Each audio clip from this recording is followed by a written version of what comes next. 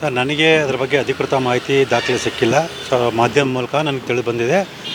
ಆದರೆ ಯಾವುದೇ ಕಾರಣಕ್ಕೂ ಕೂಡ ನಾನು ಕೊಟ್ಟಿರುವಂಥ ಮಾಹಿತಿ ಮತ್ತು ದಾಖಲಾತಿಯನ್ನು ಇಟ್ಕೊಂಡು ನಿಜವಾದ ರೀತಿಯಲ್ಲಿ ತನಿಖೆಯನ್ನು ನಡೆಸಿದರೆ ಸೊ ಕ್ಲೀನ್ ಚೀಟ್ ಕೊಡೋದಕ್ಕೆ ಸಾಧ್ಯನೇ ಇಲ್ಲ. ಆರೋಪ ಸ್ಪಷ್ಟವಾಗಿ ಸಾಬೀತವಾದ ಎಲ್ಲ ಪೂರಕ ದಾಖಲೆಗಳನ್ನು ನಾನು ಈಗಾಗಲೇ ಕೊಟ್ಟಿದ್ದೀನಿ. ನಾನು ಈಗಾಗಲೇ ಅನುಮಾನ ವ್ಯಕ್ತಪಡಿಸೋ ರೀತಿಯಲ್ಲಿ ಲೋಕಾಯುಕ್ತ ಅಧಿಕಾರಿಗಳು ಸಿದ್ದರಾಮಯ್ಯವರ ಪ್ರಭಾವಕ್ಕೊಳಗಾಗಿ ತಪ್ಪು ವರದಿ ಮತ್ತು ಸುಳ್ಳು ವರದಿಯನ್ನು ಕೊಡುವಂಥ ಸಾಧ್ಯತೆ ಇದ್ದೇ ಇದೆ. ಸೊ ಈ ಕಾರಣದಿಂದಲೇ ಈ ಪ್ರಕರಣ CBI ಕೊಡಬೇಕು ಅಂತೇಳಿ ನಾವು ಈಗಾಗಲೇ ಮಾನ್ಯ ನ್ಯಾಯಾಲಯಕ್ಕೆ ಉಚ್ಚ ನ್ಯಾಯಾಲಯಕ್ಕೆ ಅರ್ಜಿಯನ್ನು ಸಲ್ಲಿಸಿದರು. ಸೊ ಸೋಮವಾರ ಇದರ ಬಗ್ಗೆ ಒಂದು ಸೂಕ್ತ ಆದೇಶ ಆಗುತ್ತೆ ಅನ್ನೋ ನಿರೀಕ್ಷೆ ನಮಗಿದೆ. ಲೋಕಾಯುಕ್ತ ಅಧಿಕಾರಿ ಆಗಲಿ ಅಥವಾ ಯಾವುದೇ ತನಿಖಾಧಿಕಾರಿ ಆಗಲಿ ಅವ್ರು ನೀಡಿರ್ತಕ್ಕಂಥ ವರದಿ ಅಂತಿಮ ಅಲ್ಲ. ಆ ವರದಿಯನ್ನು ಪ್ರಶ್ನೆ ಮಾಡಿ ನಮ್ಮ ಹತ್ರ ಇರೋ ಸಾಕ್ಷ್ಯಗಳನ್ನು ಕೊಟ್ಟು ಆರೋಪಿತರ ಶಿಕ್ಷೆ ಕೊಡಿಸುವಂಥ ಎಲ್ಲ ಅವಕಾಶಗಳು ಕಾನೂನು ನಮ್ಗೆ ಇರೋದ್ರಿಂದ ಅವರು ಕ್ಲೀನ್ ಚೀಟ್ ಕೊಟ್ಟಿರೋ ಅಂದ ತಕ್ಷಣ ಅವರು ಆರೋಪವನ್ನು ತಪ್ಪಿಸ್ಕೊಂಡ್ಬಿಟ್ಟಿದ್ದಾರೆ ಅಥವಾ ಶಿಕ್ಷೆ ತಪ್ಪಿಸ್ಕೊಂಡ್ಬಿಡ್ತಾರೆ ಅನ್ನೋದು ತಪ್ಪು ಮಾಹಿತಿ. ಸರ್, ಅದು ಅಧಿಕಾರಿಗಳ ಲೋಪ, ಸಿದ್ದರಾಮಯ್ಯ ಅಥವಾ ಯಾವುದೇ ರೀತಿ ಪಾತ್ರ ಇಲ್ಲ ಅಂತ ಹೇಳ್ತಾ ಇದ್ದಾರೆ. ಸರ್, ಆದರೆ ಅಧಿಕಾರಿಗಳು ತಪ್ಪು ಮಾಡಿರೋ ಅಂದರೆ ಯಾರು ಪ್ರಭಾವದಲ್ಲಿ ಮಾಡಿದ್ದಾರೆ ಅಥವಾ ಯಾವ ಕಾರಣಕ್ಕೆ ಮಾಡಿದ್ರೆ ಅಂತ ಹೇಳಬೇಕಲ್ಲ. ಅಧಿಕಾರಿಗಳು ಬೇರೆ ವಿಚಾರದಲ್ಲಿ ಅಂದರೆ ಬೇರೆಯವರ ಜಮೀನಿಗೆ ಸಂಬಂಧಪಟ್ಟಂತೆ ಈ ರೀತಿ ತಪ್ಪು ಮಾಡದೇ ಇರೋರು ಸೊ ಸಿದ್ದರಾಮಯ್ಯರ ಜಮೀನಿಗೆ ಸಂಬಂಧಪಟ್ಟ ತಪ್ಪು ಮಾಡಿರಂದರೆ ಅಲ್ಲಿ ಸ್ಪಷ್ಟ ಅರ್ಥ ಸಿದ್ದರಾಮಯ್ಯರ ಪ್ರಭಾವಕ್ಕೆ ಒಳಗಾಗಿ ಅವರು ತಪ್ಪು ಮಾಡಿದ್ದಾರೆ ಅಂತೇಳಿ. ಹಾಗಾಗಿ ಸ್ಪಷ್ಟವಾಗಿ ಸಾಕ್ಷ್ಯಗಳು ಇರೋದ್ರಿಂದ ಸೊ ಯಾವುದೇ ಕಾರಣಕ್ಕೂ ಸಿದ್ದರಾಮಯ್ಯ ಅವರಾಗಲಿ ಅಥವಾ ಅವ್ರ ಪತ್ನಿ ಶ್ರೀಮತಿ ಪಾರ್ವತಿಯವರಾಗಲಿ ಅಥವಾ ಇದಕ್ಕೆ ಸಂಬಂಧಪಟ್ಟ ಯಾರೇ ಆಗಲಿ ಅದಕ್ಕೆ ಶಿಕ್ಷೆ ತಪ್ಪಿಸೋಕ್ಕೆ ಸಾಧ್ಯನೇ ಇಲ್ಲ. ಅವ್ರಿಗೆ ಶಿಕ್ಷೆ ಕೊಡಿಸೋಂಥ ಎಲ್ಲ ಕೆಲಸವನ್ನು ನಾನು ಕಾನೂನಾತ್ಮಕವಾಗಿ ಮುಂದುವರಿತೀನಿ.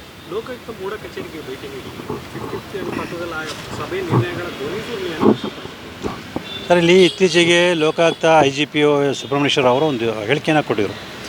ನಾವು ಸಿದ್ದರಾಮಯ್ಯನವರ 14 ನಿವೇಶನ ಸಂಬಂಧಪಟ್ಟ ಮಾತ್ರ ಒಂದು ತನಿಖೆ ನಡೆಸ್ತಾ ಇದ್ದೀವಿ.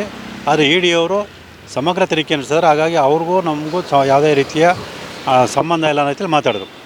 ಈ ಹಿನ್ನೆಲೆಯಲ್ಲಿ ನಾನು ಲೋಕಾಯುಕ್ತ SP ಅವರಿಗೆ ಒಂದು ಮನವಿ ಪತ್ರವನ್ನು ಕೊಟ್ಟು ಸ್ಪಷ್ಟೀಕರಣವನ್ನು ಕೇಳಿದೆ. ಅಂದರೆ ನಾನು ನನ್ನ ಅರ್ಜಿಯಲ್ಲಿ ಸ್ಪಷ್ಟವಾಗಿ ತಿಳಿಸಿದ್ದೀನಿ, ಸಿದ್ದರಾಮಯ್ಯರ ಪ್ರಕರಣವನ್ನು ಉದಾಹರಣೆಗೆ ಇಟ್ಕೊಂಡು ಇದೇ ರೀತಿ ಹಲವಾರು ರಾಜಕಾರಣಿಗಳು ಪ್ರಭಾವಿ ವ್ಯಕ್ತಿಗಳು ಅಕ್ರಮವಾಗಿ 50 ರೂಪಾಯಿ ನಿವೇಶನ ಪಡೆದಿದ್ದಾರೆ, ಅದೆಲ್ಲದರ ಬಗ್ಗೆ ಸಮಗ್ರ ತನಿಖೆ ನಡೆಸಿ ಅಂತೇಳಿ. ಸೊ ಮಾನ್ಯ ನ್ಯಾಯಾಲಯ ಕೂಡ ಒಂದು ನನ್ನ ಅರ್ಜಿಗೆ ಸಂಬಂಧಪಟ್ಟ ಸೂಕ್ತ ಆದೇಶ ಮಾಡಿದೆ ಹೊರತು ಸಿದ್ದರಾಮಯ್ಯ ಪ್ರಕರಣಕ್ಕೆ ಸಂಬಂಧಪಟ್ಟ ಮಾತ್ರ ತನಿಖೆ ಮಾಡಿ ಅಂತ ಎಲ್ಲೂ ಆದೇಶ ಮಾಡಿಲ್ಲ. ಸೊ ಈ ನಿಟ್ಟಿನಲ್ಲಿ ನಾನು ಯಾವ ಸ್ಪಷ್ಟೀಕರಣ ಕೇಳಿದ ನಂತರ ಸೊ ನಾನು ದೂರಜಿಯಲ್ಲಿ ಮನವಿ ಮಾಡಿಕೊಡೋ ರೀತಿಯಲ್ಲಿ ಇತರೆ ಪ್ರಭಾವಿ ವ್ಯಕ್ತಿಗಳು ನಿವೇಶನ ಪಡೆದ್ರ ಬಗ್ಗೆ ತನಿಖೆಯನ್ನು ಪ್ರಾರಂಭ ಮಾಡಿದ್ದಾರೆ ಅಂತ ಅನಿಸುತ್ತೆ. ಸರ್, ವರದಿ ಸಲ್ಲಿಕೆ ಆಗುತ್ತಾ? ಲಾಸ್ಟ್ ಡೇಟ್ ಇದೆ, ಸಲ್ಲಿಕೆ ಆಗುತ್ತಾ ಅಥವಾ ಇನ್ನು ಎಕ್ಸ್ಟೆಂಡ್ ಆಗುತ್ತೆ? ಸರ್, ಈಗ ಅಂತಿಮ ವರದಿ ಸಲ್ಲಿಸಲ್ಲ ಸರ್. ನನಗೆ ಇರೋ ಮಾಹಿತಿ ಪ್ರಕಾರ ಮಾನ್ಯ ನ್ಯಾಯಾಲಯ ಅವ್ರಿಗೆ ಹೇಳಿರೋಂಥದ್ದು ಸೊ ಇದುವರೆಗೂ ಏನು ತನಿಖೆ ಅಂದರೆ ಅದನ್ನು ವರದಿ ಕೊಡಿ ಅಂತೇಳಿ. ಸೊ ಹಾಗಾಗಿ ಇದುವರೆಗೂ ಏನು ತನಿಖೆ ಅಂದರೆ ಅದನ್ನು ವರದಿ ಕೊಡ್ತಾರೆ ಅಷ್ಟೇ ಹೊರತು ಅಂತಿಮ ವರದಿನ ಅವ್ರು ಕೊಡೋದಲ್ಲ. ಅಂತಿಮ ವರದಿನ ಏನಿದ್ರು ಮಾನ್ಯ ಜನಪ್ರತಿನಿಧಿಗಳ ವಿಶೇಷ ನ್ಯಾಯಾಲಯಕ್ಕೆ ಕೊಡಬೇಕಾಗುತ್ತೆ.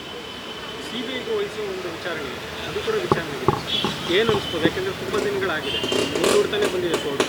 ಇಲ್ಲ ಸರ್, ಬಹುಶಃ ಇದು ಕೊನೆ ಅವಕಾಶ ಅಂದರೆ ಕೊನೆ ವಿಚಾರಣೆ ದಿನಾಂಕ ಆಗಲಿ ಆವತ್ತಿನ ದಿವಸ ಒಂದು ಸೂಕ್ತ ಆದೇಶ ಮಾಡೋ ಮೂಲಕ ಸೊ ಈ ಪ್ರಕರಣವನ್ನು CBIಗೆ ಕೊಡಿಸುವಂಥ ಎಲ್ಲ ಸಾಧ್ಯತೆ ಇದ್ದೇ ಇದೆ ಅನ್ನೋ ವಿಶ್ವಾಸ ನನಗಿದೆ.